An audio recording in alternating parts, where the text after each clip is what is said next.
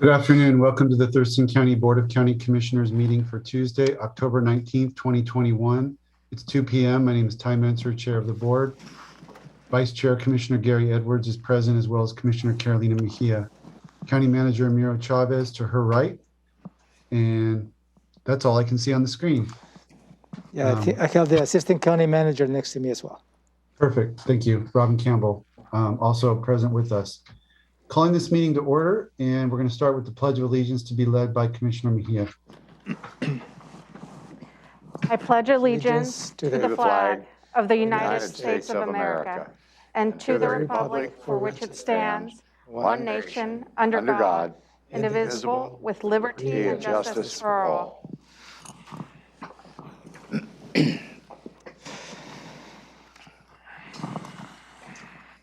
Thank you. We would also like to start today with the land acknowledgement. We would like to acknowledge the indigenous Salish peoples who have lived on and cared for the land and waterways of this county since time immemorial and who still inhabit the area today, specifically the Squaxin Island, Nisqually, and Chehalis people, our sovereign tribal partners. The purpose of this acknowledgement is to disrupt ongoing erasure of injustices done and to remember history as a stepping stone towards healing. With that, I would contemplate a motion regarding the proposed agenda for today's meeting. Yes, sir. I would move to approve the agenda for today, October 19th, 2021. I'll second. It's been moved and seconded. I'll call for the vote. Commissioner Mejia. Aye. Commissioner Edwards. Aye. Commissioner Menser. Aye. Motion carries. Agenda is approved. Is there a motion regarding board meeting minutes from October 12th? Yes, sir. I would move to approve the board meeting minutes from October 12th, 2021. Second. It's been moved and seconded. Call for the vote. Commissioner Mejia. Aye. Commissioner Edwards. Aye. Commissioner Menser. Aye. Motion carries. Those meeting minutes are approved. Next are two presentations, starting with one from the Auditor's Office regarding a proclamation for Cybersecurity Awareness Month. Thank you, Commissioner. Unfortunately, County Auditor Mary Hall is not able to attend this afternoon, but I believe that has been delegated to Dennis Osorio, our IT Director. Dennis, if you'd like to provide some feedback related to this particular proclamation, that will be great. Absolutely. Good afternoon, Dennis Osorio, IT Director. I just want to thank the board for this proclamation. As everyone knows, cybersecurity is of utmost importance, and really the awareness is the bedrock of really fighting against these cyber. And, I think here at the county, we've done a great job at both putting technologies in place as well as raising awareness. And I just want to once again thank everyone on the board and thank all the Thurston County staff as they continue to work with us as we put in new changes, new processes from multi-factor authentication to network segmentation, and really strengthen the county's posture in the cybersecurity realm. Thank you, Dennis. Any questions or comments from the board? No, sir, but I'm prepared to do a proclamation when you say so. Ready to go. A proclamation, Thurston County. Whereas Thurston County recognizes it has a vital role in identifying, protecting its citizens from and responding to cyber threats that may have significant impacts to our individual and collective security and privacy. And whereas critical infrastructure sectors are increasingly reliant on information systems and technology to support elections, financial services, law and justice, telecommunications, transportation, utilities, public health, and emergency response systems. And whereas the National Institute of Standards and Technology, that's NIST, cybersecurity framework has been developed as a free resource to help organizations, large and small, both public and private, like Thurston County, improve their cybersecurity practices through a practical approach. And whereas maintaining the security of cyberspace is a shared responsibility in which each of us has a critical role to play, and awareness of computer security essentials will improve the security of information, infrastructure, and economy. And whereas the United States Department of Homeland Security, the Multi-State Informational Sharing and Analysis Center, and others all recognize October as National Cybersecurity Awareness Month. And whereas representatives from the Auditor's Office, Board of County Commissioners Office, Information Technology, and other offices and departments have formed a Thurston County Cybersecurity Forum to provide resources and tools to enhance our cyber awareness, providing training and increase our security posture to protect critical data and systems that provide essential services to the community we serve. Now, therefore, be it resolved, the Board of Thurston County Commissioners hereby proclaims October 2021 as Cybersecurity Awareness Month in Thurston County and encourages all residents to visit the website www.stopthinkconnect.org to learn about cybersecurity and to practice it in their homes, schools, workplaces, and businesses. Adopted this 19th day of October 2021, your Board of Thurston County Commissioners.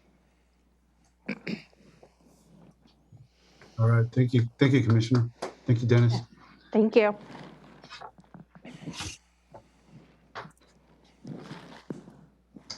Okay, next up is a second presentation. This is a Timberland Regional Library update. And I see Cheryl Haywood is here, Timberland Regional Library Executive Director and County Manager. Do I go straight to Cheryl for this? Yes, please. Welcome, Cheryl. Okay, welcome, Cheryl. Thank you for being here. Thank you both. Can you hear me? Perfectly, thank you. Awesome. Good afternoon, Commissioner Mia, Commissioner Edwards, and Commissioner Menzer. Thank you for this opportunity to share with you some major library updates. Before I begin, I would like to thank you for your appointment of Trustee Nicolette Oliver to the Board of Trustees. As you know, we currently have a second position or a vacant position for the second Thurston County trustee, and we hope that you will be able to appoint a volunteer soon. I would like to have the library managers who are here today introduce themselves. I see Stephanie Hope Cochran. She's here. There we go. Hi, my name is Stephanie Hope Cochran. I am the branch manager for the Olympia downtown site and the West Olympia, which is the Capitol Mall. Hello. And thank you. And Linda? Hi, my name is Linda McKinney, and I'm the library manager at the Tenino Timberland Library. And Holly? Hello, my name is Holly Paxson, and I'm the manager of the Lacey Timberland Library and the soon-to-be opening Hawks Prairie Timberland Library location. Thank you. So as you just heard, there's 2 more libraries. So we have 29 libraries, or soon to be 29. The 29th will open most likely January 2nd of 2022. All the libraries have been open to browse, to borrow, to pick up polls, to access the internet, reserve a meeting room, volunteer, donate, and more. We were able to update our wireless infrastructure at all the 28 libraries this year, which is really great because it's the first update in 5 years. Wanted to remind the commissioners that all of our libraries are connection sites in the WorkSource system, and that I serve as your appointed from the consortium to the board of Pac Mountain, and this is my second 3-year term, and I also lead as a Pac Mountain board member the one-stop committee that oversees WorkSource. So as you heard from Stephanie, the Capitol Mall, the 28th library opened, I believe it was June 1st, and within 4 to 6 weeks, it turned out to be in the top 10 or 11 in terms of checking out of physical items in the entire district. So we're very excited. That's a 2-year lease. And then the one in Hawks Prairie, which is on Martin Way, that is a 3-year lease. And we're very excited to have that one open, as I said, January 2nd. Both of those libraries, or both of these libraries, the Capitol Mall one and the Hawks Prairie one, are what we consider popular libraries. And so they have popular materials for all ages and all formats. Wanted to share with you too that in our 2020 to 2024 strategic direction, One of our main three foci is equity, diversity, and inclusion that reflects underrepresented groups in our collections and our staff and our services. So to learn more about what we're doing, we do have an annual action plan, which we update quarterly. That's available at trl.org. In terms of our collections, we have a mobile app that is updated. We have, as you know, an online platform called Overdrive, where you can access thousands and thousands of ebooks and e-audiobooks. Well, Overdrive now has also e-magazines, and so you have access to over 3,500 e-magazines from all over the world in multiple languages. If you go into any of our libraries right now, you will see that we have reclassified the picture book section for young children. So we had 13,000 picture books that have been reclassified into 14 general themes, including animals and cooking and science and more, so that toddlers and preschoolers and their caregivers can find new, exciting reading adventures on their own.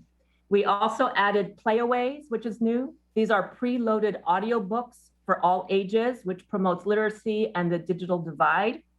We also added something called Vox books, VOX books for children. These are talking picture books in English and in Spanish that does not require a computer or a tablet or a phone. You may have noticed during this past summer that we have story trails. We call them TRL, or Timberland Regional Library Story Trails. This is a fun and engaging way for families to combine a love of nature and a love of reading. And so we had one in Yelm, at Olympia right now. It just ended at Percival Landing at the end of August, and then at West Bay Park and Bigelow Park. We have been, and this is a request to the community right now, we have been trying to find a partner to partner with in Grand Mountain, Rochester, to showcase a pilot that we call a Library Express Stand. And we've been working on this since last October, and unfortunately, we have not found a partner yet. So if anyone is interested, please contact me. And then in terms of our partnership updates, I wanted to let you know that all of the Thurston County school districts have a partnership with us that's called MyTRL, where all students in the K-12 system has access to our digital resources 24/7 for homework help. We also have been, Mary Hall, Thurston County Auditor, contacted us earlier this year to see if we were interested in a new partnership in pilot form called the Library Voting Center. And this is where Mary's staff were at the Lacey Timberland Library helping people with voter registration, information services on voting, etc. The pilot was very successful, and it's going on right now, 3 weeks before the next election, at the Lacey Timberland Library. And then you may have heard about the Yelm Education and Innovation Center. And so Yelm, the city of Yelm, is requesting public feedback right now for this new center, which will house the future Yelm Timberland Library and SPSCC satellite, as well as other services. They hope to get the final designs in the summer of 2022. And then two more topics. One is you may be aware that there's a new STEM alliance in the 5-county region, including Thurston County. It's called the Capital STEM Alliance. This is a new alliance that combines Rally and Capital STEM Network and Career Connection Learning Regional Network into one network. This new alliance, led by Lori Thompson, shares the following goals. Community, tribal, military, education, and employer partners will provide every young person in the capital region with real-world STEM-related learning experiences and supports that offer multiple pathways to college, career, and life opportunities. They had their first breakfast October 13. There is a recording if you're interested. And Timberland has been a part of these other alliances, and so we will continue to be a part of this new STEM alliance. Lastly, the Veterans Connection Cafe. This started as a pilot out in East Lewis County with a nonprofit called WestCare, asking to partner with us. So this is a program that connects veterans via telemedicine and telehealth to receive veteran benefits, disabilities, financial assistance, and more. And there is a Thurston County connection because the Lacey veterans do help out with this project. By the end of 2021, the value of the pensions and additional benefits will surpass $1 million in East Lewis County. And now people who run this cafe can meet with people from other areas via Zoom or phone. And the next step is that we're working with WestCare right now to open up a similar connection cafe at the Westport Timberland Library starting in January of 2022. So much of the work that we do, just like you, is in collaboration with others. And so I want to end on a quote from Pack Mountain CEO Cheryl Fambles. She gave the keynote address at last week's Capital STEM Alliance meeting. She said, "We will act together to do better together." And it is, while we live in a challenging time, it is an exciting time to be acting together to do better together in the region. Thank you. Thank you, Cheryl. Any questions from the board? Commissioner Mejia? No questions, just great work. And we'll try to get someone appointed soon, Cheryl. Thank you. Thank you. Commissioner Edwards? No, just thank you very much for all you do with the libraries and everybody that uses them. Thank you. Sure, I'm curious about the West Side Capitol Mall. How is the attendance and reaction, and what kind of response are you getting out there? I think we're getting very, very positive response. We do have Stephanie here who does manage it and goes out there probably several days a week. Stephanie, do you have anything to give, something to share?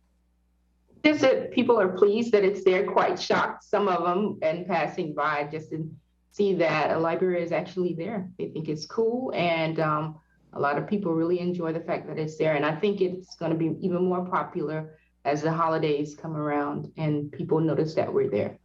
Right, yeah. When did it open? June 1st. Okay, perfect. Okay, great, thank you. Mm-hmm. All right, thank you, Cheryl. You're welcome. Okay, let's go to the opportunity for the public to address the board. And the county commissioners welcome comment from the public at our Tuesday afternoon meetings. We have some guidelines to ensure comments are appropriate. So when you're called, and I'll say both who's up and who's on deck so you can be ready, come to the podium if you're in the boardroom, introduce yourself, including the area of the county in which you reside, address the board, not audience or staff. You'll have 4 minutes, and you cannot donate any portion of that to other speakers. We reserve the right to restrict the person's opportunity to address the board for good cause. No comments that are lewd and discriminatory, inflammatory, hateful, or defamatory in nature. Please be respectful. No outbursts of any kind. Commercial comments such as promotion of a for-profit business. Remarks about pending land use permits, such as things that could come before the board on appeal. And all written materials provided to the county may be considered public records and subject to release upon request pursuant to the Public Records Act, Chapter 4256 RCW. We'll start with the signups, then anyone else in the boardroom, then we'll go to the folks on Zoom who might have Zoomed in with the intent to provide testimony. You'll be called out. You don't need to sign up or raise your hand or anything. We'll go one by one. Starting with Joe Shorin. On deck is Terry Stanley Ballard.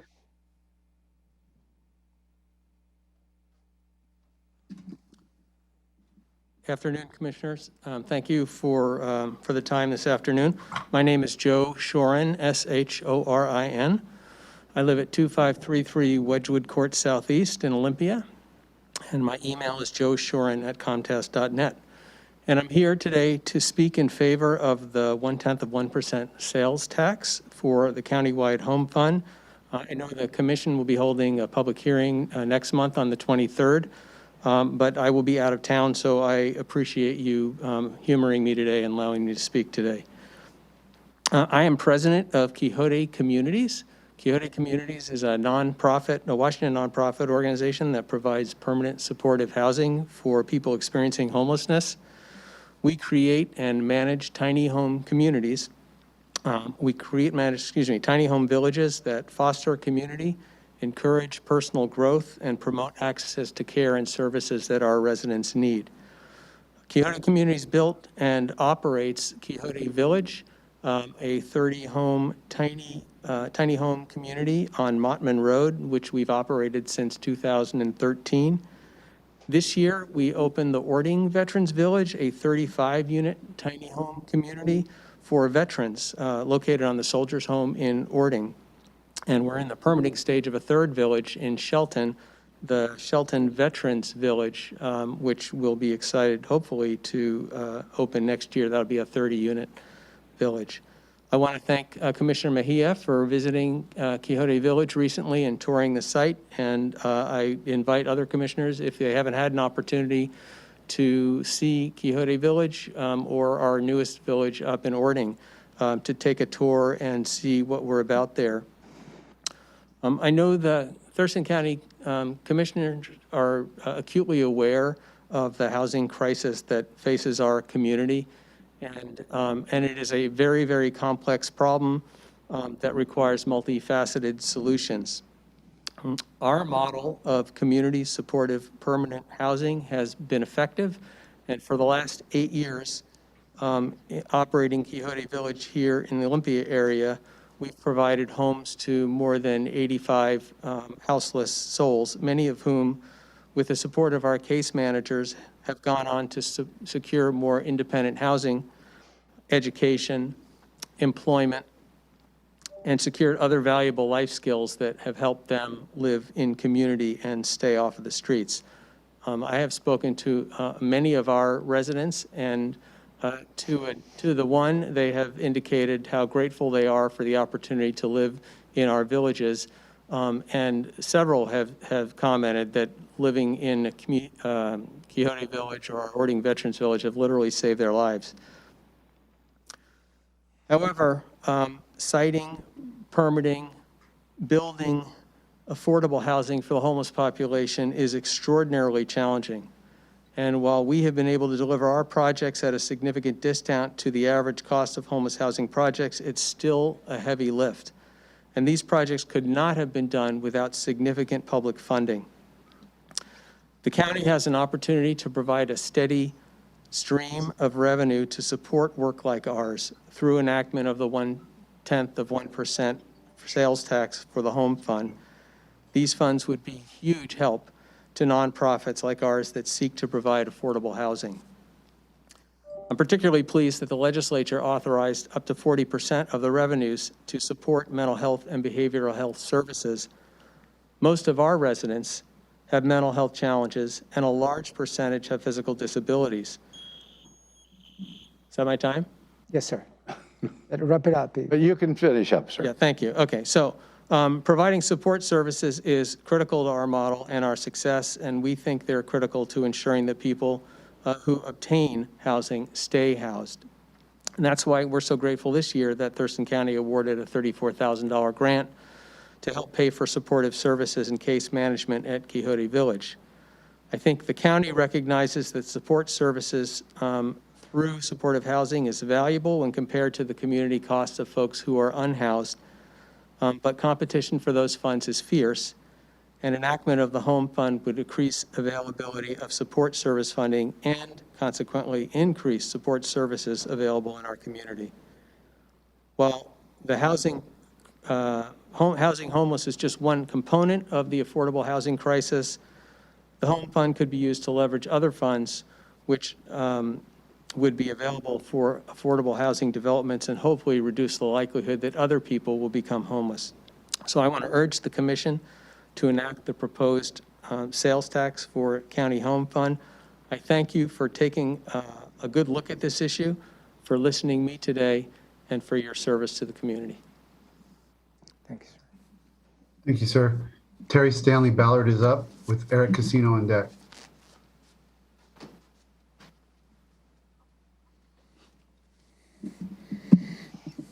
Good afternoon, Commissioners. My name is Terry Ballard, and I'm a 35-year veteran with 29 years, 7 months towards active duty and retired here in Thurston County.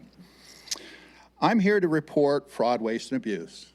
All of my commissioners, to include the prosecuting attorney's office, has got my email. And all this stuff that I gathered for a FOIA request that I haven't received from Ms. Robin Campbell was gathered on 30 September 2021 on the Veterans Assistance Fund. It shows currently to date to 18 October 2021 that we're spending $96,000 and change for a salary and personal benefits. And then we're paying the rent and utilities and everything else of a total of $31,000, $31,382. But the services going to the Veteran Fund is $97,385. It exceeds the Veterans Fund by these services provided to one full-time employee is an increase of 31% of what we're given to the veterans. Compared to 2020, compared to up to 18 October, custodial is up by 66%. Utilities are up by 132%. Building reserves are up by 509%. Op rentals, co-owned, is up by 100%, and we have almost 2.5 months left in the year. We've exceeded last year's funding for the usage of a building and all the peripherals involved for one full-time employee. This is a crime. This is fraud, waste, and abuse. To go on, actually, I got 4 documents from John Pettit. He downloaded them, okay? There's 4 documents that say I had a $888,000 carryover from last year in the Veterans Fund. Wow. And for some reason, between those 4 documents that don't match up, and that's a crime for financial tracking, $54,000 was added to the $888,000. Are we transferring stuff into the Veterans Fund like we transfer stuff into the Sheriff's Fund from the road fund and then using it into the general fund? Are we going to obtain this back into the general fund like you're already trying to do, okay, with the Veterans Fund and other funds that have nothing to do with the general fund? During a pandemic of last year, okay, the veterans in 2020 received 42,239 benefits. Administrative overhead and personal and salary and personal benefits came up to $109,906. This is 200% over what you gave the veterans for last year. And you can't even spend the money that you got. And Mr. Mark Miner, who is running this fund, is asking for more veterans funds. Really? Is that like the road funds where you transfer it out to something else and then you ask for more road funds? Are we using it on roads? Are you using it for veterans? Are we using it for mental health? That's the third one that catchers. Okay, we're going to transfer things out to mental health for this atrium building. What a mess. Okay. What is more interesting is expenditures to date, okay? And I will just end with this. You got my email. This guy right here is your homeless veteran. If a person wants to get off the street, call this number. That person that ended up here last meeting, he's a homeless veteran. Why? Is because you guys decided to exclude the incarceration program run by the Washington Veterans Affairs. You excluded it. He could have been off the street. Now he's living in a car. A veteran living in a car because he was in jail and could not come up with the bail and he lost everything. And I hope he's getting help because it seems there's a lot of money left here in the end of the year that you can't spend. Thank you. Oh, I do not want a response since the commissioners cannot respond to me. I do not want a response from Mr. Chavez unless I can respond back. If he wants to respond, he can do it through my district in writing. Thank you. Chair, Could I address Mr. Ballard quick? Okay. We tried to get a hold of the gentleman that was in a couple days ago, a couple meetings ago, but we couldn't get a hold of him. The number wasn't right. Could you leave me the number, please? His number? Yes. What number do you don't- have, Mr. Ballard? Don't put it on the air, but Yeah, because Mr. Jacob Delau, he is the one who, the veteran who provided testimony last week. He left a phone number behind, and that phone number was Phone not number working. still works, sir. You just turned it back on. oh, okay, so it is the Can I right get number? that card so I can confirm the phone number he left, just to make sure? It is the same, it's the same number that John Pettit got, but I'll put it on my card. Okay, thank Put you. it on my card, and you need to help him because he's out of a house, he's out of a home. And there's plenty of money here to use it. And if it's not in your policies and procedures, they can do they can authorize that as per their policies and procedures. Okay. Authorize everything. I suggest you give him first, last deposit, enough for food, help him out with clothing and furniture and kitchenware. Okay. Then he's set to find a job, which he's already a barber, find a job, and I think he'll be set. He might need help for next month's rent, but I don't think so. The man inspired me. Okay, thank you. Just to double Thank you, Terry. check, just to double check, please leave the phone number that we have with I you. will. Okay, You got it. thank you. Our casino's next, and then we'll call for any other folks in the boardroom. Good afternoon, Commissioners. My name is Eric Casino. I live on the northwest shore of Long Lake. And I'm here today to express my continued concern about the development activity the county performed on the Thurston County Fairgrounds. I'm not planning to go through point by point exactly why this activity has a direct negative impact on the lakes, as I'm sure it's not hard to imagine how this happened. We can sum it up pretty easily with the recognition that the county used the dirtiest, most contaminated, unprocessed, automotive fluid-soaked road waste available to pave nearly 4 acres of grass field a couple of 100 feet from the lake. This was all done without stormwater review or permitting. My purpose coming today is my concern about the county's response. The initial county response was tantamount to we reviewed our actions and determined we didn't do anything wrong. Of course, you employed the most appropriate professionals to make this determination. That was an unacceptable and dismissive answer. Today, I want to renew the actual issues at hand, and I want to make sure everyone here understands the whole story. The fairgrounds is bisected into 2 permitting jurisdictions. The northern 165 feet of the fairgrounds is within city limits, and the county either didn't know this, which would be embarrassing, or they didn't care and didn't get the proper permits or review from the city. But that's only about 1/4 acre of the pavement that was done.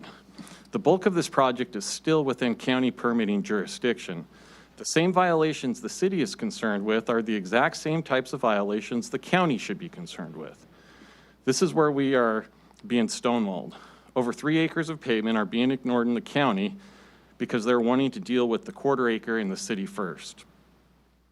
I know that the county loves to pat itself on the back for its accountability and transparency. I've called code enforcement, Craig Chalem, and left 4 messages with him since I was here last week. I've looked to see if the county has done any permitting on this or issued any violations to itself, and it has not. And I've not gotten any calls back from code enforcement. Does the county, contrary to the city, believe that these development activities are not a problem? To me, they're obviously a problem.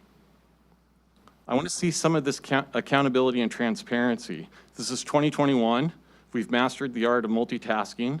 The county should be able to respond and correct violations in the city at the same time they respond and correct the same violations in the county. Thank you.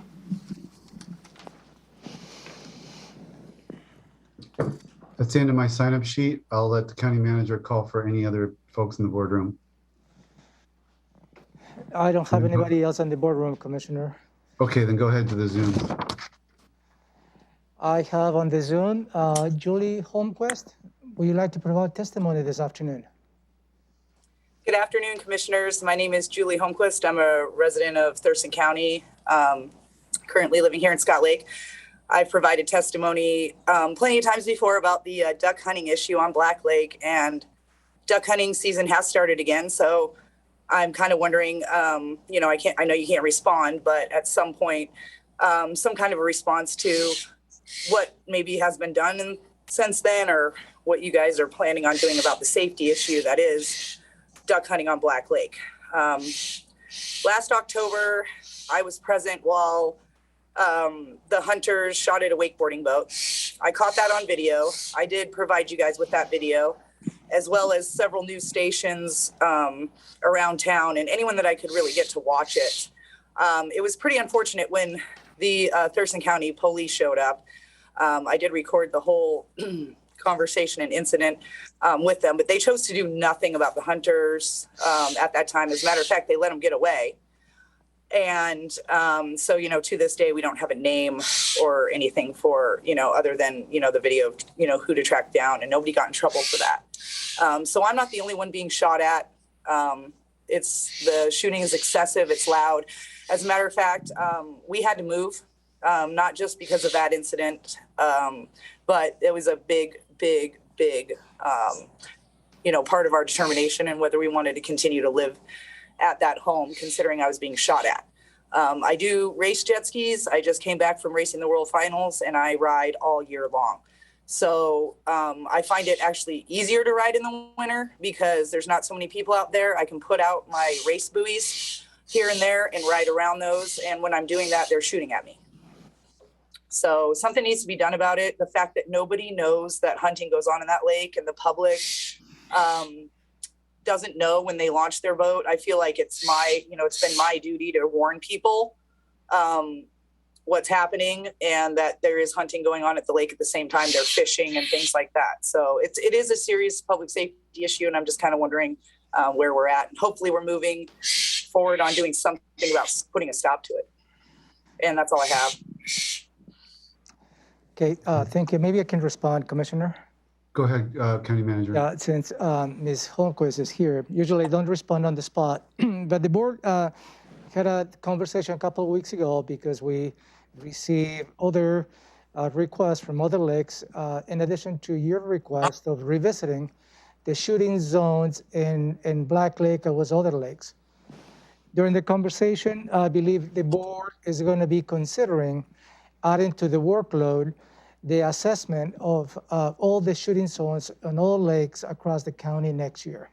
So those are the steps that we're going to be taking, and the board will consider adding that next year to what we call the docket process, and that will begin the process of addressing and assessing shooting zones in all lakes in the county.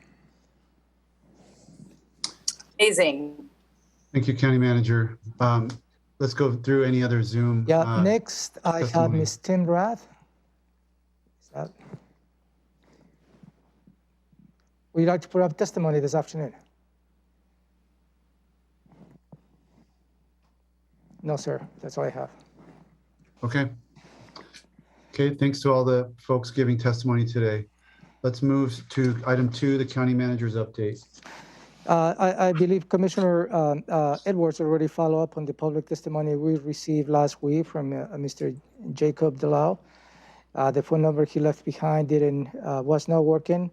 So if the phone number is still the same, we'll reach out to him again this week and see how we can help him on his situation.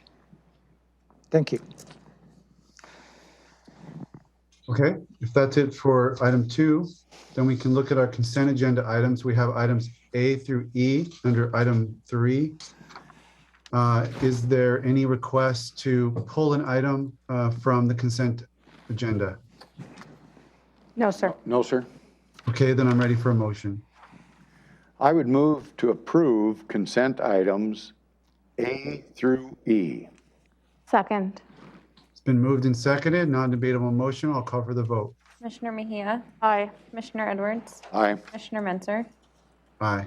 Motion carries. Items 3A through 3E are approved.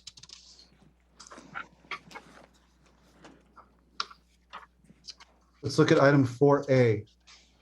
interagency agreement with the Administrative Office of the Courts for Blake decision reimbursement.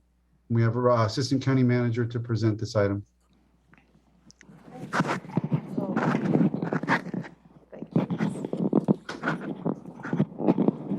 Thank you, Commissioner. Good afternoon, Robin Campbell, Assistant County Manager. And today I am presenting to you the interagency agreement with the Washington State Administrator of the Courts, the Administrative Office of the Courts.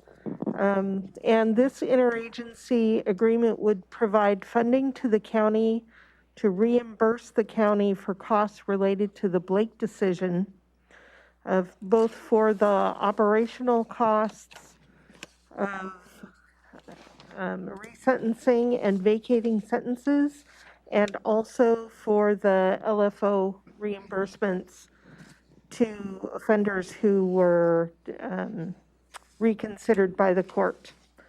The amount of funding that the AOC will provide to the county is $2,766,700 for our administrative expenses and $901,472 for LFO reimbursements. This is not the entire amount that the county thinks that these actions will cost us, but it is what the state of Washington appropriated for counties. It's Thurston County's share, and we will continue to work with the state legislature in an attempt to secure additional funds for these actions in future years. But this is a good start toward what we need, and I'd be happy to answer any questions. Commissioner Mejia, any questions? No, sir. Just glad we're getting something back. Yeah. Commissioner Edwards. I really don't have any questions, but for the public, I'd let them know that we've had quite a few discussions on this particular topic, and that's probably why we don't have questions. I would like to clarify one thing. The LFO was used in part of the description, and that refers to the legal and financial obligations. Correct. Yes, sir. Thank you, sir. I'm prepared to make a motion, sir. Okay, I'm ready to hear it.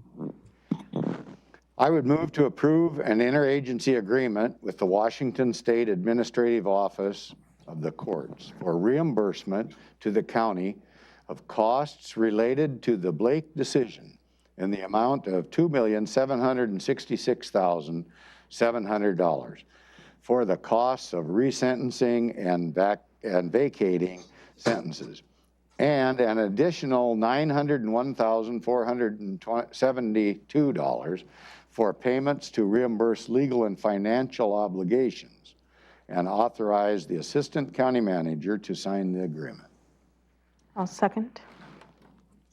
Moved and seconded. Any further discussion? No, sir. No, sir.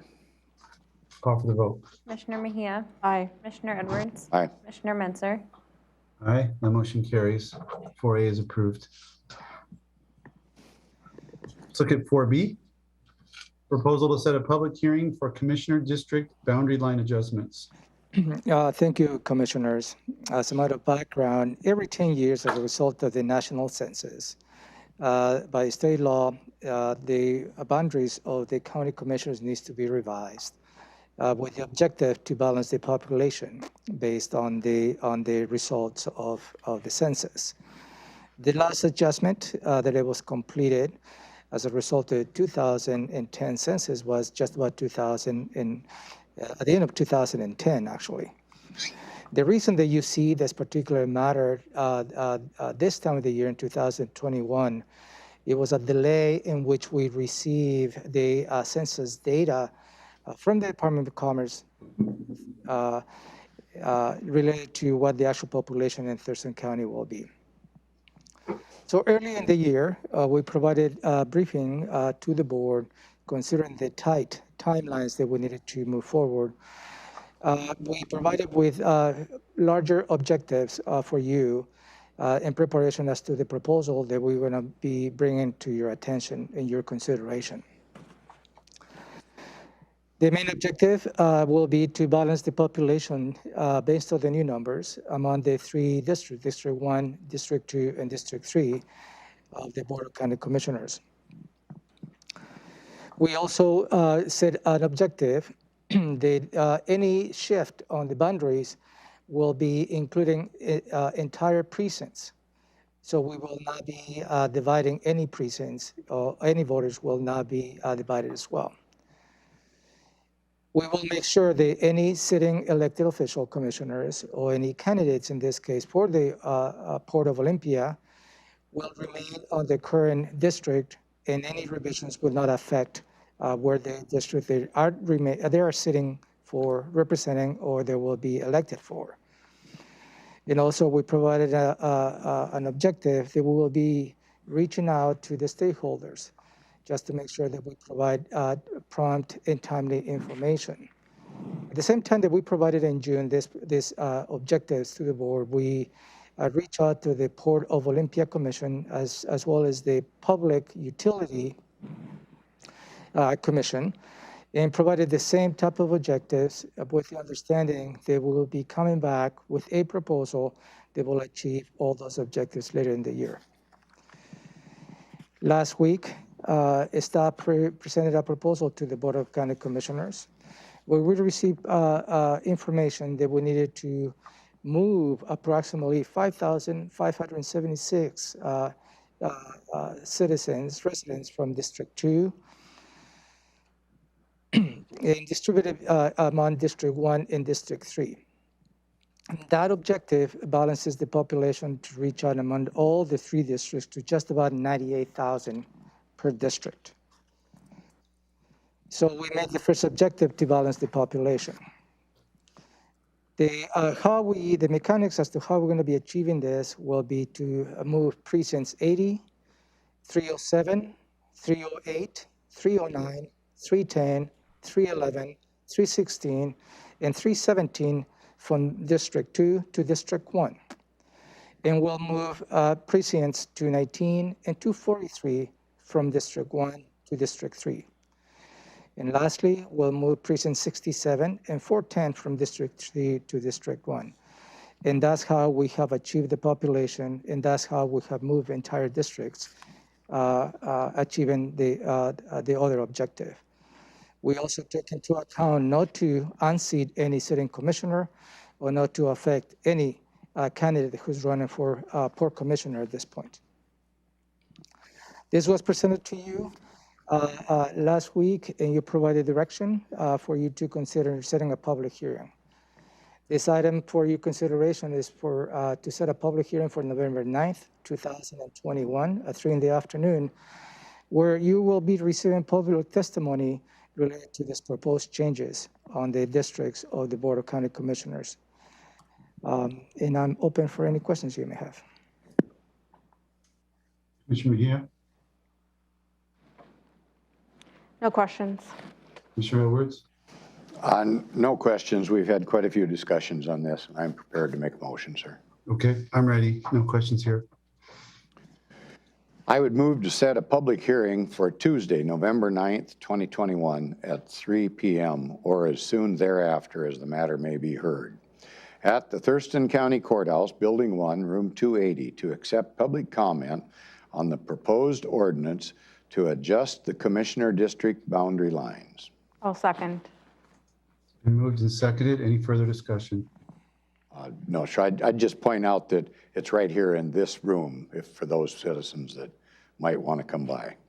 Thank you. Very good. I'll call for the vote. Commissioner Mejia, Aye. Commissioner Edwards, Aye. Commissioner Mincer. Aye, motion carries. November 9th hearing on boundary line adjustments for commissioner districts. Okay, community planning and economic development is next. 5A, proposal to set a public hearing for renewal of ordinance 15792. Leah Davis, associate planner from CPED, is here to present, answer questions, etc. Good afternoon, Leah. Good afternoon, Commissioners. Leah Davis with Community Planning. This item is regarding the renewal and minor amendments of the interim emergency housing ordinance, which has come before you a few times, so I won't go into the extensive history unless you want me to. The Growth Management Act requires renewal of interim ordinances every 6 months. And this interim ordinance will expire December 9th unless the board takes action. And in order to renew it, the board must hold a public hearing. For this renewal, staff is proposing 2 minor amendments. One is based on legal feedback and the other is requested by the director of CPED. During this review, staff realized that the waiver for heating and cooking units in RVs could be difficult to interpret. That is portions of Clause 11, which deals with fire regulations that can be waived for RVs, would add language back in as to the other fire regulations that cannot be waived. Another minor change is adding language that the director will consult with stakeholders prior to granting any waivers. Neither of these changes the function of the ordinance. This new language has already been reviewed by the prosecuting attorney's office. The next step for this interim ordinance is to hold a public hearing. So staff is requesting the board move to set a public hearing for November 30th, 2021. Additionally, since the board meeting for December 7th is dedicated to budget, staff requests that the board take action immediately after the public hearing to renew the ordinance or it will expire. Are there any questions? Commissioner Mejia? No, sir. Commissioner Edwards? No, sir. Nope. Ready for a motion.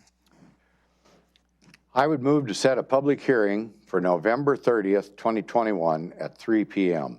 or as soon thereafter as the matter may be heard at the Thurston County Courthouse, Building 1, Room 280, to accept public comment on amendments to and renewal of ordinance number 15792 regarding the interim emergency housing ordinance.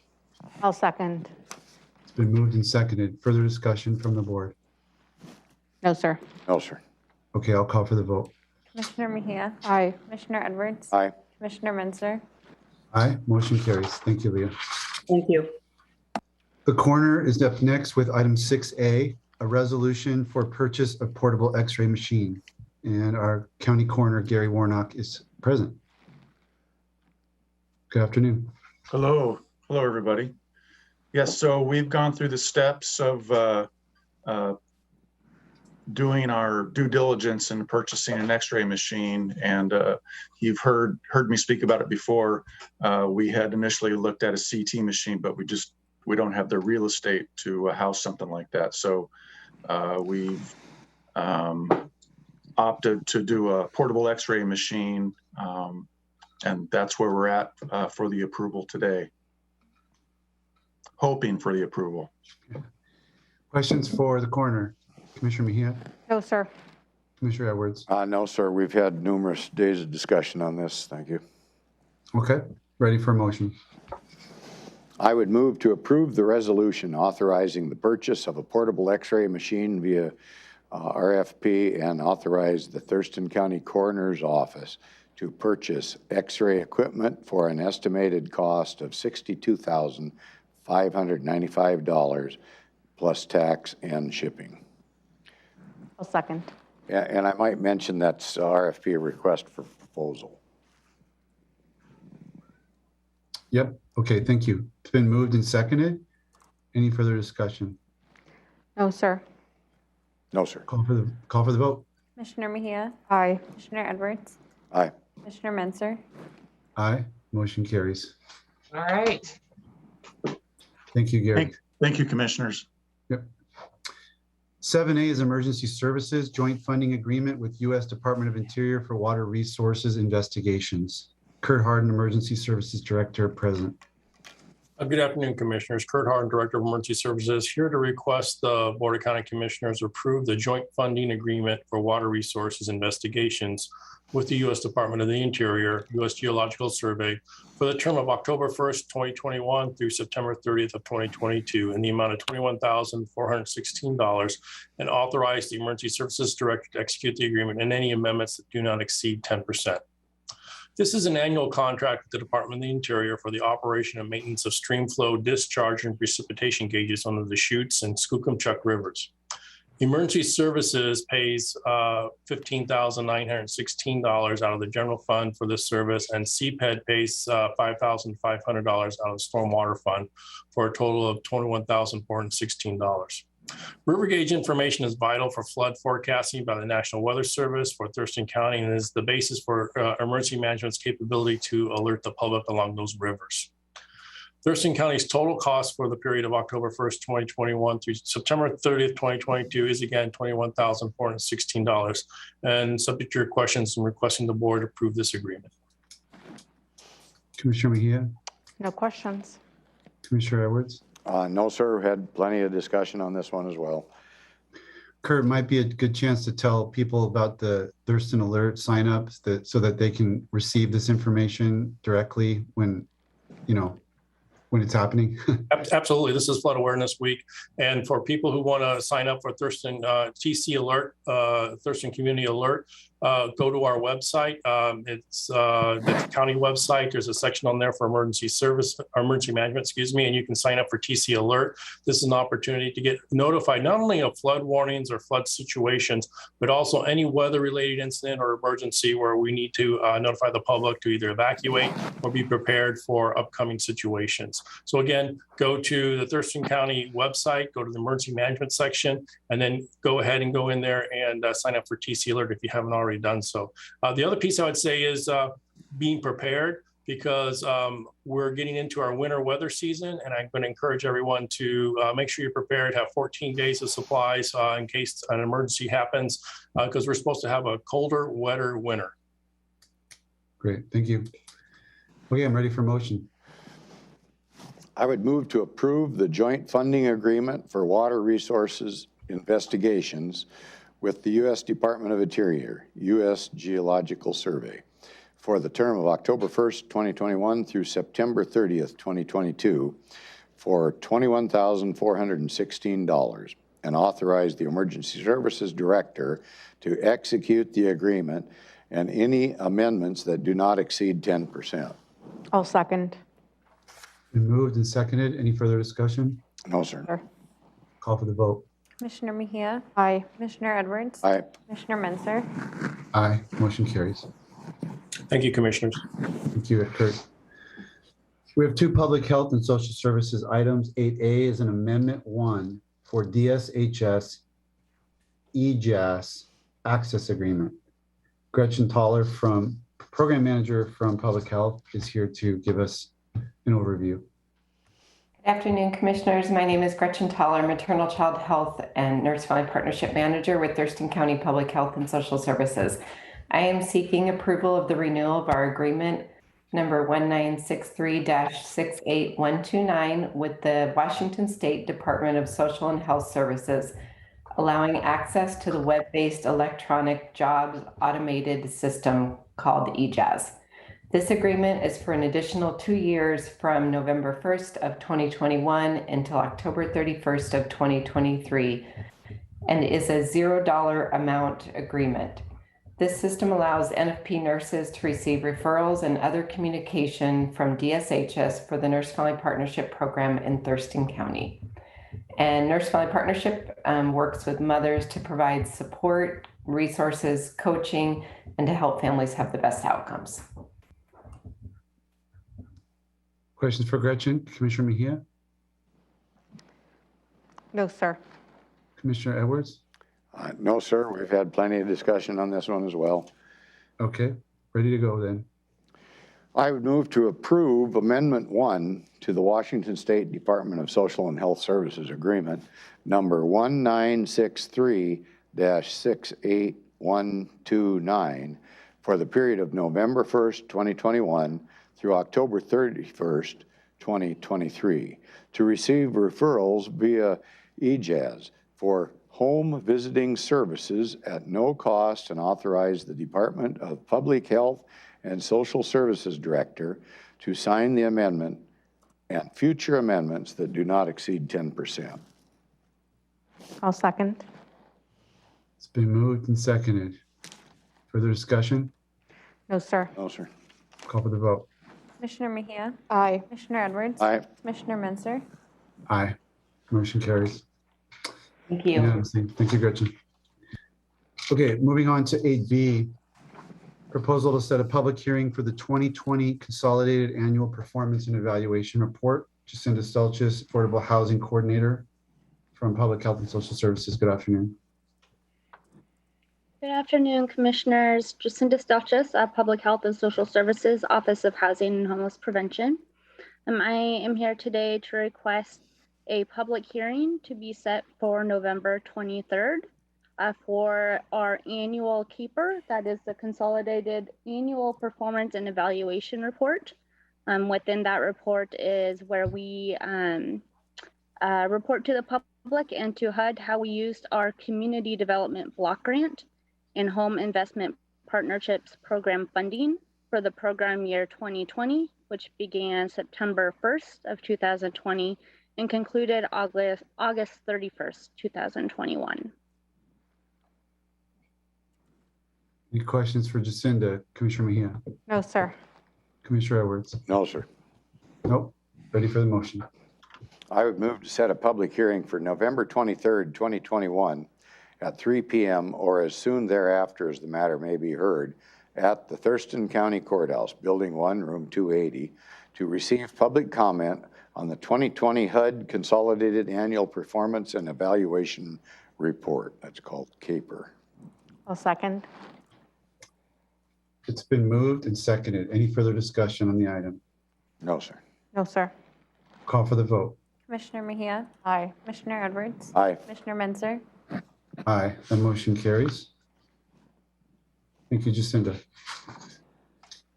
Our next four items are under Public Works. 9A is an interlocal agreement with Intercity Transit for transit signal priority. Matt Unzelman, Traffic Engineering and Operations Manager with our Public Works Department, is present. Good afternoon, Matt. Good afternoon, Commissioners. My name is Matt Unzelman, Thurston County Public Works Traffic Engineer. I'm here today to request approval of an interlocal agreement with Intercity Transit. Intercity Transit was awarded federal funds to study and implement transit signal priority technology to improve the overall corridor capacity and mobility in the Thurston County region. This interlocal agreement provides for the coordination between Intercity Transit and Thurston County to support this project. Intercity Transit will be responsible for overseeing the study and purchasing and providing the equipment that will give transit buses conditional priority at county-owned traffic signals. One of the corridors that we know for sure that the study will address is the Martin Way corridor. And that's important regionally because it goes through Olympia, Thurston County, and the city of Lacey. The county will support the project by housing the equipment within the county-owned traffic control signal boxes. All costs incurred by the county would be reimbursable through this interlocal agreement. And on a final note, as I mentioned before, this is a regional project. The cities of Lacey, Tumwater, and Olympia have already executed similar agreements. Questions for Matt? Commissioner Mejia? No, sir. Commissioner Edwards? No, sir. Matt, just from a curiosity standpoint, so technologically, is it like sensors that a bus, like you outfit a bus with a sensor, and as it approaches the signal, the signal reads that, or how does it work, like physically? You got the gist of it. So basically, it's very similar to how a fire truck would go through an intersection during an emergency. There's a sensor on the bus that is able to communicate with the software or the controller in our traffic control cabinets to go ahead and allow priority so that they can get through the intersection sooner. Hold the green or something like that? Exactly. Okay. Interesting. Okay. Ready for a motion? I would move to approve the interlocal agreement with Intercity Transit for transit signal priority for a 5-year term to receive an amount not to exceed $25,000 per year. I'll second. It's been moved and seconded. Any further discussion? No, sir. No, sir. Call for the vote. Commissioner Mejia, Aye. Commissioner Edwards, Aye. Commissioner Menzer, Aye. Motion carries 3-0. Thank you, Commissioners. Thanks, Matt. Item 9B, resolution for temporary closure of Country Club Road Northwest at Green Cove Creek. Marcus Storvik, Associate Civil Engineer with Public Works. Good afternoon, Commissioners. Marcus Storvik, Civil Engineer, Public Works. Public Works is requesting to temporarily close Country Club Road Northwest at Green Cove Creek for 3 weeks to expedite the emergency repair of a damaged culvert. The condition of the culvert has noticeably deteriorated in the last 12 to 18 months. Were the culvert to collapse, it would affect the integrity of the road and partially or fully block Green Cove Creek.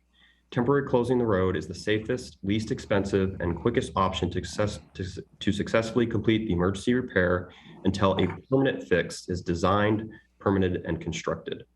The culvert is located on a loop road, so access for emergency vehicles and residents will always be maintained. The maximum travel delay to residents living north of the closure is 4 minutes. The temporary closure would be in effect for 21 consecutive days between October 23rd and November 30th, 2021, with exact dates to be determined by the county engineer. And I do have a real-time update on those exact dates. Yesterday, we received an expedited hydraulic project approval permit from the State Department of Fish and Wildlife. So those actual closure dates will be October 25th through November 15th. Public notice will be given with appropriate signage consistent with RCW 47.48.020. A communication plan to notify stakeholders such as residents, emergency responders, and nearby businesses has been developed, which includes publication in the Olympian consistent with state law.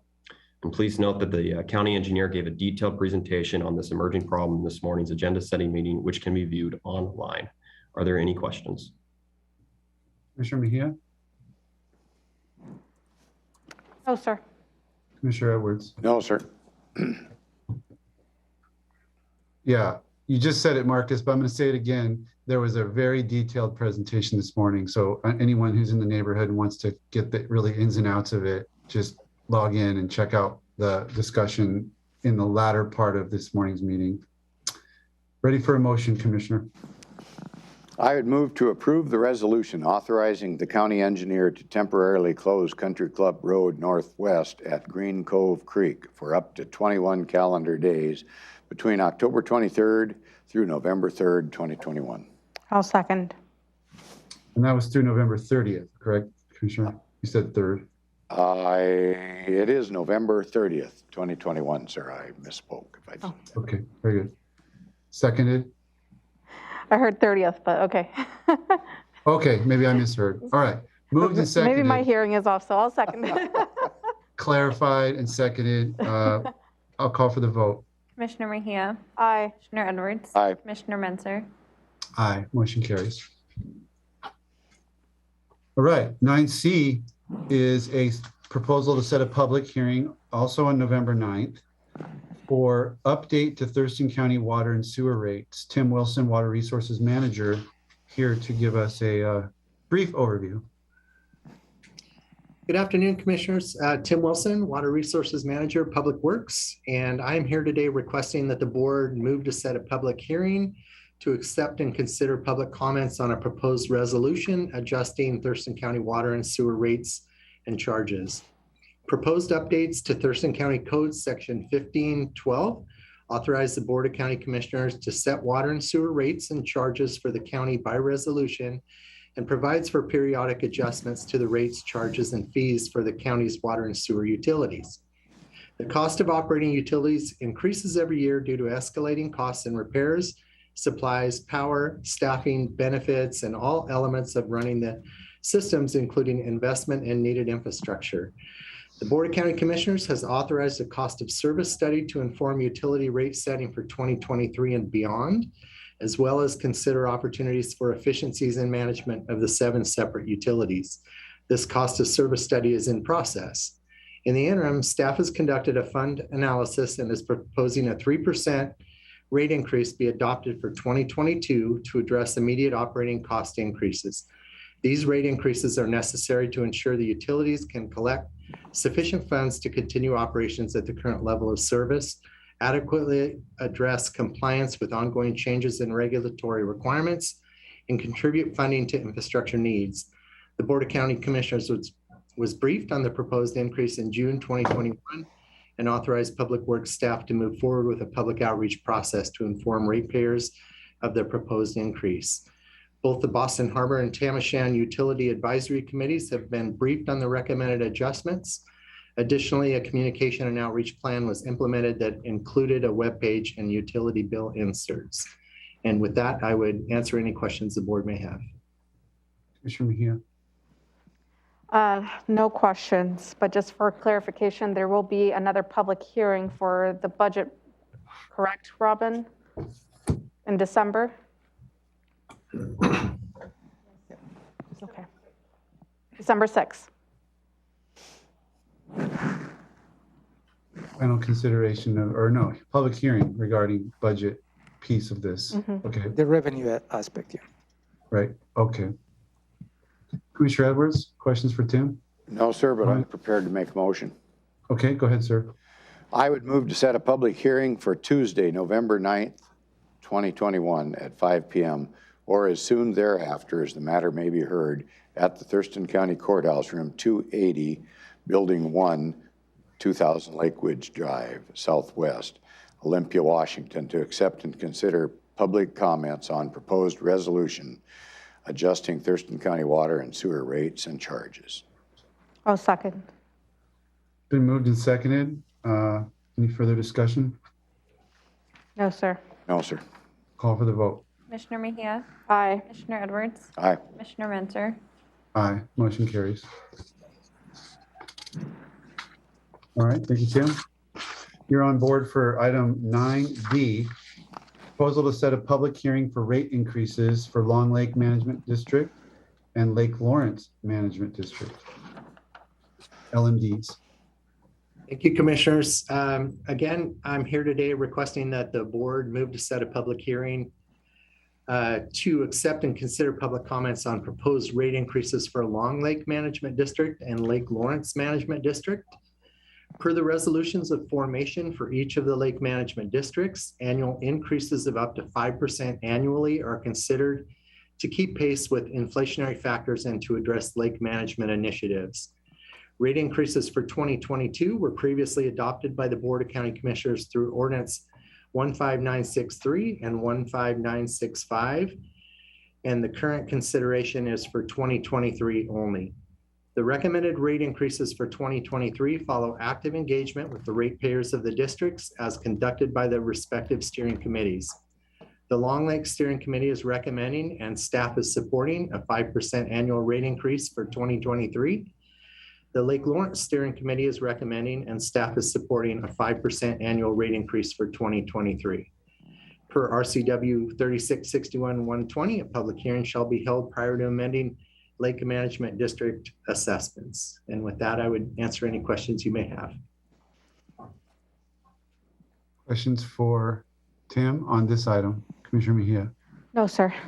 Commissioner Edwards. No, sir. Plenty of discussions on this one prior to. Yes, sir. Okay, ready for motion. I would move to set a public hearing for Tuesday, November 9th, 2021 at 5 p.m. or as soon thereafter as the matter may be heard at the Thurston County Courthouse, Building 1, Room 280, to accept and consider public comments on proposed rate increases for Long Lake Management District and Lake Lawrence Management District. I'll second. It's been moved and seconded. Any further discussion on the motion? No, sir. No, sir. Okay, call for the vote. Commissioner Mejia, Aye. Commissioner Edwards, Aye. Commissioner Menzer, Aye. Motion carries unanimously. Thank you, Tim. Thank you. That's November 9th. We'll have a series of public hearings for various topics. Okay. One last substantive business item is under County Manager 10A, proposed resolution extending declaration of local emergency. Thank you, Commissioner.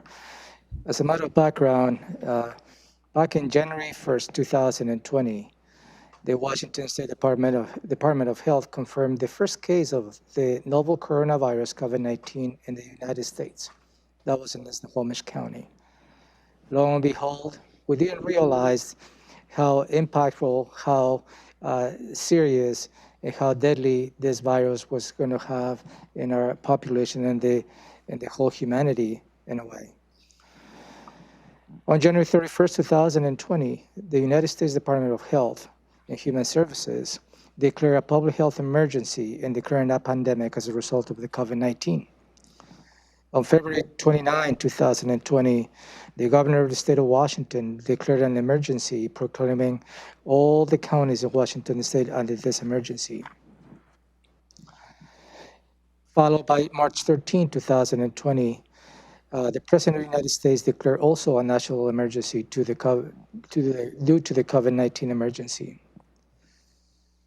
In the last few months, although the COVID-19 continues to be an ongoing and present threat in Washington state, the measures that we have taken as citizens of the state over the last 18 months, including the willingness of many eligible Washingtonians to take advantage of the remarkable life-saving vaccines, has continued to be administered at the state level, and the county level has started making a positive impact.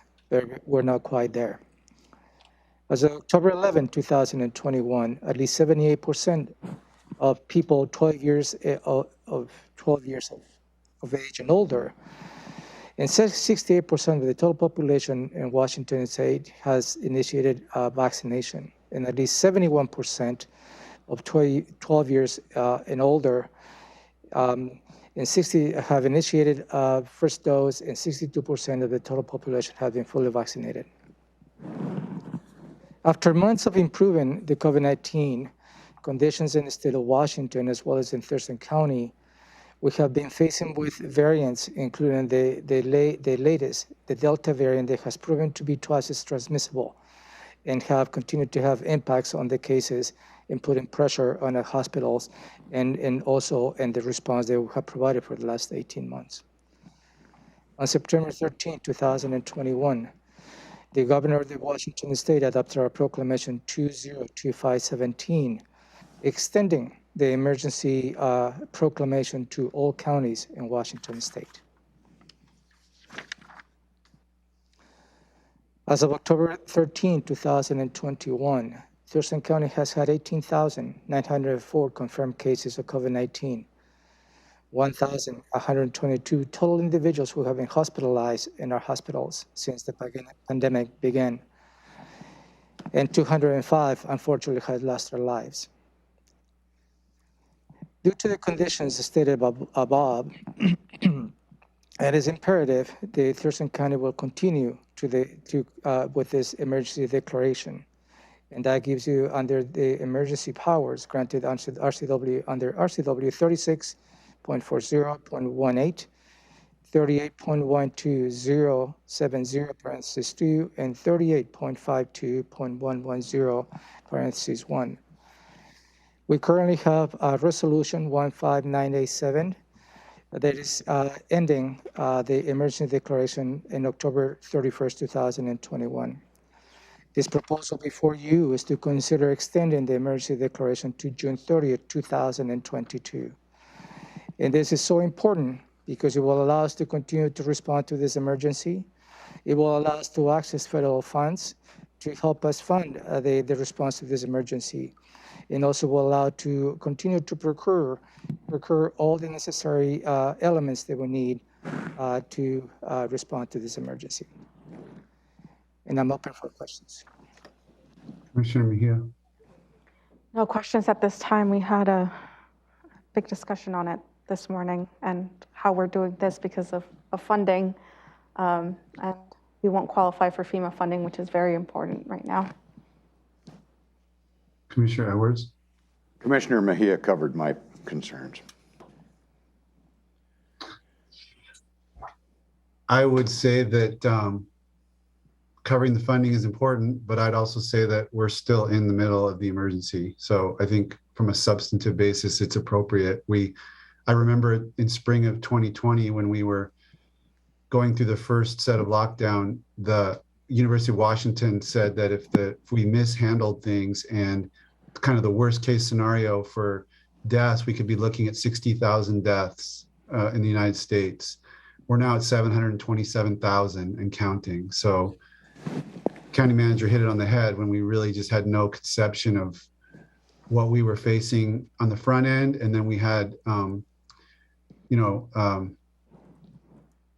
We we've had a situation where the Delta variant, evolved right in the middle of the pandemic and created a different situation now than what we were facing even, 6 months ago. So the emergency continues. I don't think anybody's out to extend, inappropriately extend governmental power. It's not what this is about. This is about being effectively responding to an emergency that's killing a lot of people. So I'm supportive of the resolution. Is there a motion? Yes, sir. I would move to approve a resolution extending the declaration of a local emergency for COVID-19 through June 30th, 2022. I'll second. It's been moved and seconded. Any further discussion on the motion? No, sir. No, sir. Okay, call for the vote. Commissioner Mejia, Aye. Commissioner Edwards, Aye. Commissioner Menzer, Aye. Motion carries and 10A is approved. All right, well, we moved swiftly, but we had a lot of items we covered today. We're up to 10B, which is Commissioner reports, and I'll start with Commissioner Mejia. Thank you. So Robin has been keeping us busy with budget presentations. And so I appreciate all the department heads and elected officials who have presented their budget to us. It's been really informative. And so I know next week, starting Thursday, we will get back to it. So yesterday, on my break from budgets, I attended the Intercity Transit Community Advisory Committee. It was my first time attending it and learned a lot from that group. I also attended Thurston Thrive's Coordinating Council, where we had a lot of discussions. We were separated into groups yesterday between government and private businesses and providers, and just kind of, the future of Thurston Thrives, what we should stop doing, what we should continue doing. And so there was a lot of meaningful conversations on who we are as a coordinating council and what our role is. So I'm looking forward to kind of, what that leads to in the future. In the morning, I went with our county manager, Ramiro Chavez, and Joshua Commons, director of CPED, as well as Chris Chapeau, to the Port of Tacoma to discuss a possibility of a property. And I think that went well, and I'm looking forward to them coming down here and continue those discussions. This weekend, I attended a South Sound Seniors event, and I also did a presentation for Santa, which is a women's group here in a local women's group. On Friday, I attended the study meeting in the morning, and on Wednesday, I attended the Transportation Policy Board meeting, and I don't have any real points from those two committee meetings. So that is all. Okay, thank you. Commissioner Edwards. Nothing really substantial on any budget assignments. Attended with you, Chair, to the Thurston Mason Behavioral Health Group.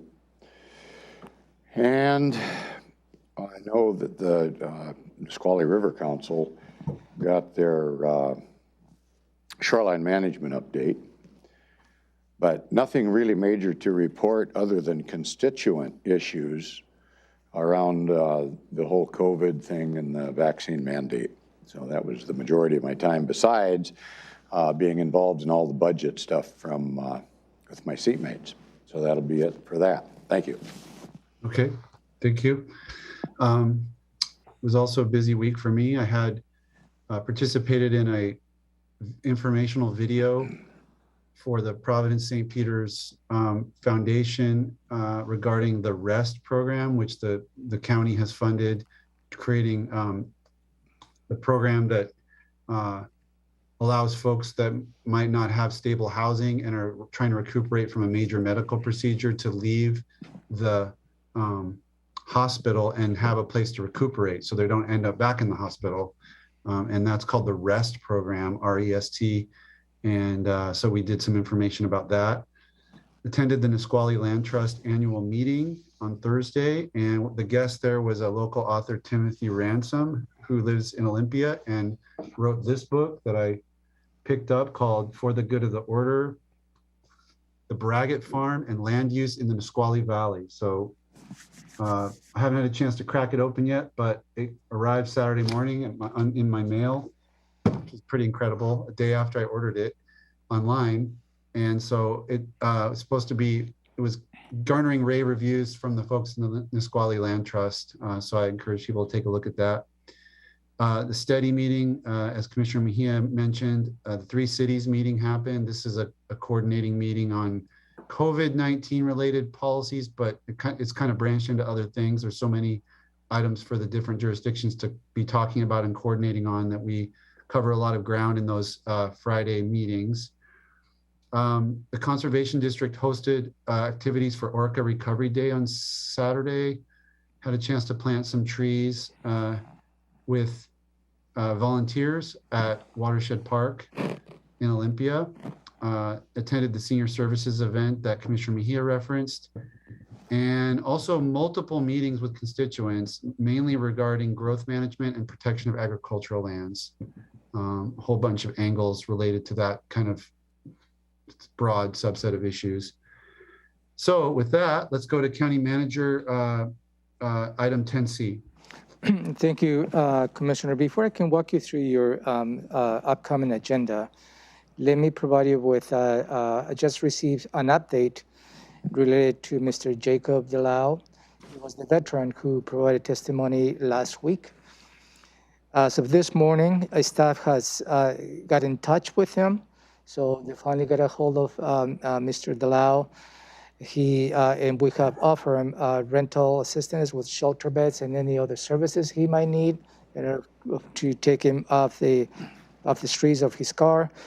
We also connected with the Veterans Hub for him to get access to additional services that he may need.